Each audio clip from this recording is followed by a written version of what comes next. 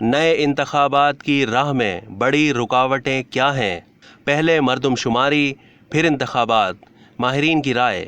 ماہرین آئین و قانون نے کہا ہے کہ اس سال نئے انتخابات کے راستے میں اہم آئینی اور قانونی رکاوٹیں حائل ہیں۔ یہ رکاوٹیں دسمبر سے پہلے ختم نہیں ہو سکتیں۔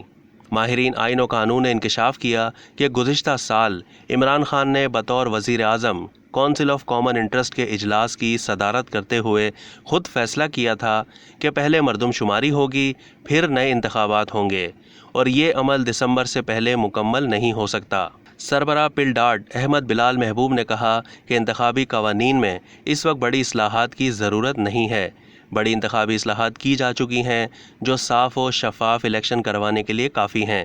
اگر الیکشن میں اپنی مرضی کے نتائج حاصل کرنے کا کوئی منصوبہ نہیں ہو تو صاف و شفاف الیکشن ہوں گے۔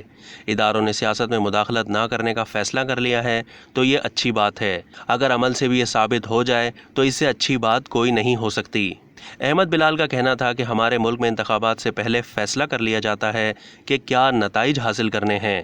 من پسند نتائج حاصل کرنے کے لیے جو ورکنگ کی جاتی ہے اس میں اتنا تجربہ ہو گیا ہے کہ اپنی مرضی کے نتائج حاصل کر لیے جاتے ہیں اور ہمیں پتہ بھی نہیں چلتا۔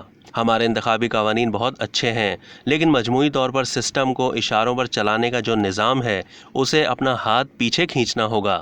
احمد بلال کا کہنا تھا کہ اسمبلی کی مدت پوری ہونے کے بعد انتخابات ہوتے ہیں تو پہلے مردم شماری ہو سکتی ہے۔ عمران خان کی زیر صدارت کونسل آف کامن انٹرسٹ کی میٹنگ میں فیصلہ ہوا تھا کہ نئی مردم شماری ہوگی اور اگلے انتخابات نئی مردم شماری کی بنیاد پر ہوں گے۔